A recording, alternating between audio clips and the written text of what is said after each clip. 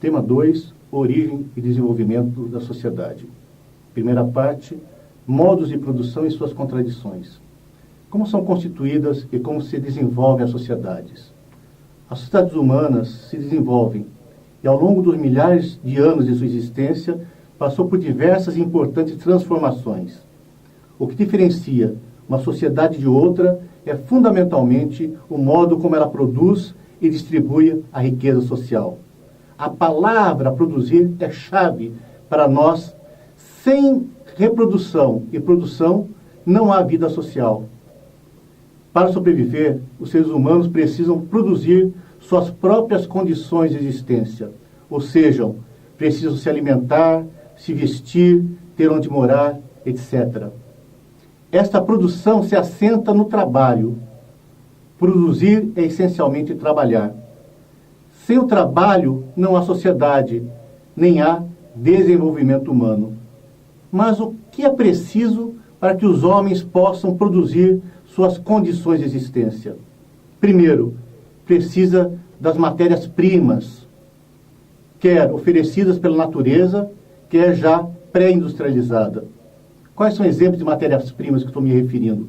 A terra, onde se cultiva, os minérios em estado bruto, são matérias-primas originadas da natureza. E quais são as industrializadas? Por exemplo, o ferro, o aço, os fios de nylon que são usados em indústrias têxteis. Isso tudo são elementos que no processo produtivo serão transformados em coisas úteis à sociedade. Esse é o primeiro elemento. O segundo elemento são os instrumentos de produção, ou seja, as ferramentas de trabalho. São os elementos que nos permitem transformar as matérias-primas em coisas úteis para os seres humanos. O que são os instrumentos de trabalho? São o arado, desde o arado de madeira primitivo, ao arado de ferro, aos tratores, até os mais modernos computadores. Se inclui também os instrumentos de produção, os galpões, a energia elétrica, o combustível, tudo aquilo que é utilizado nesse processo produtivo. Objetos de produção, que são as matérias-primas, mas os instrumentos de produção, que são as ferramentas, são chamados, do interior da economia política marxista, como meios de produção. Mas para que a produção se realize, é necessário que algo ponha em movimento essas ferramentas e transforme as matérias-primas em produtos úteis à sociedade. Pois as ferramentas, as máquinas, não funcionam sozinhas. Mesmo os computadores mais modernos precisam de quem os programe. Esse elemento essencial é chamado força de trabalho, ou seja, o trabalho humano. Então, para que haja produção, qualquer produção é preciso que existam esses dois elementos. Meios de produção, repetindo, que são as matérias-primas mais as ferramentas, e a força de trabalho humano. A esses dois elementos conjugados, o marxismo chama de forças produtivas. E essas forças produtivas tendem sempre a se desenvolver através dos avanços tecnológicos. Sem trabalho humano, nada se produz. Mas sem os meios de produção, sem as ferramentas, os homens e mulheres não podem também trabalhar. Por isso, quem domina, quem possui os meios de produção, tende também a dominar toda a sociedade.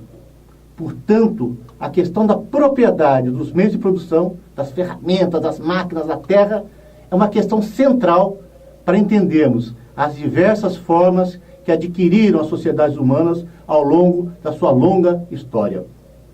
O modo de produção é definido pelos tipos de relação de produção que predominam em uma sociedade.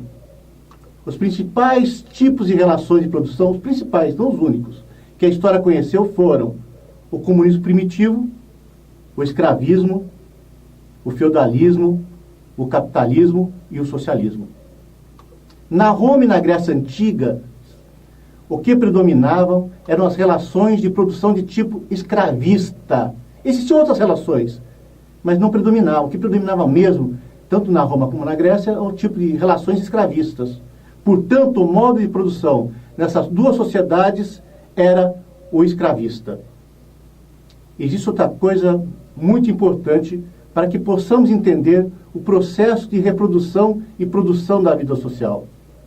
Os seres humanos não podem sobreviver se não se relacionam com outros seres humanos. Afinal, o homem é um animal social. Para podermos produzir, precisamos necessariamente estabelecer relações com os outros homens, com outras mulheres. E essas relações se chamam relações de produção. Há dois tipos de relações de produção. A primeira delas são as relações de produção assentadas na cooperação. Elas são possíveis quando os meios de produção, repito, as ferramentas, a terra, são coletivos, pertencem à sociedade. Um exemplo de relações de produção assentadas na cooperação é o comunismo primitivo das populações indígenas brasileiras ou o socialismo moderno. O segundo grande tipo, né, de relações de produção são assentadas na exploração do trabalho, na exploração do homem pelo homem. É quando os meios de produção estão nas mãos de poucas pessoas, que é o que acontece no escravismo, no feudalismo e no capitalismo. E a articulação das forças produtivas com as relações de produção, né, é que o marxismo chama de modo de produção. O que distingue uma época histórica da outra não é tanto o que se produz, mas o modo como se produz, o modo de produção. Com quais instrumentos e técnicas e sob quais relações de produção vivem e trabalham os homens.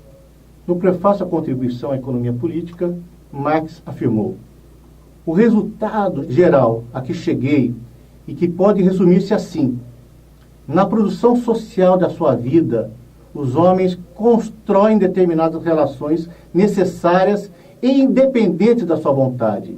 Relações de produção que correspondem a uma determinada fase do desenvolvimento das suas forças produtivas materiais. O conjunto das relações de produção forma a estrutura econômica da sociedade, a base real sobre a qual se eleva a superestrutura jurídica e política e a qual correspondem determinadas formas de consciência social. O modo de produção da vida material condiciona, determina o processo da vida social, política e espiritual em geral da sociedade. Ao mudar a base econômica, revoluciona-se mais ou menos rapidamente toda a imensa superestrutura erigida sobre ela. E do mesmo modo que não podemos julgar o indivíduo pelo que ele pensa de si mesmo, não podemos tampouco julgar essas épocas de revolução pela sua própria consciência. Mas, pelo contrário, é necessário explicar essa consciência pelas contradições da vida material, pelo conflito existente entre as forças produtivas que se desenvolvem rapidamente e as relações de produção que tendem sempre a se atrasar. Duas ideias centrais nessa elaboração de Marx. As forças produtivas se desenvolvem mais depressa que as relações de produção e, por isso, entram em contradição com ela. O conflito entre as relações de produção e as forças produtivas é solucionado pela revolucionarização completa da sociedade e a mudança do modo de produção, ou seja, pelo predomínio de novas relações de produção, geralmente mais avançadas. Segundo, a estrutura econômica determina, em última instância, as superestruturas ideológicas e jurídico-políticas.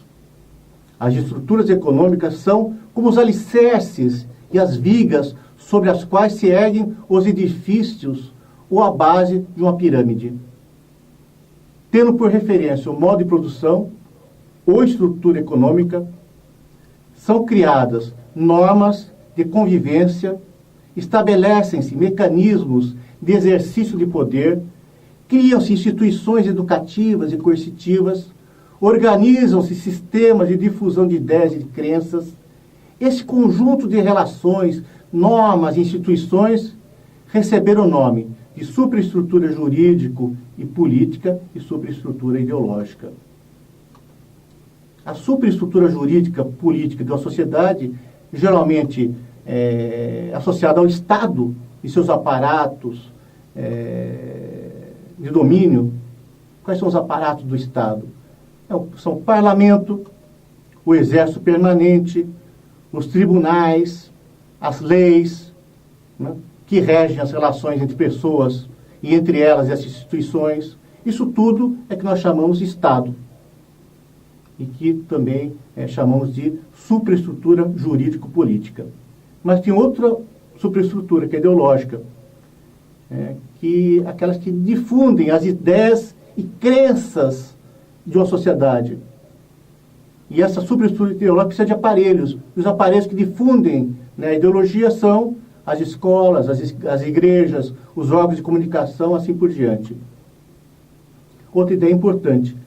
Embora determinadas, em última instância, pela base econômica, essas duas superestruturas não são passivas.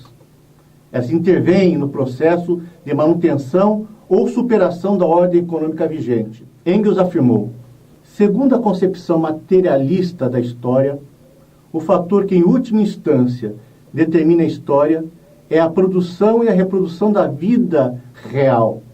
Nem Marx, nem eu afirmamos, uma vez sequer, algo mais do que isso. Se alguém o modifica afirmando que o fator econômico é o único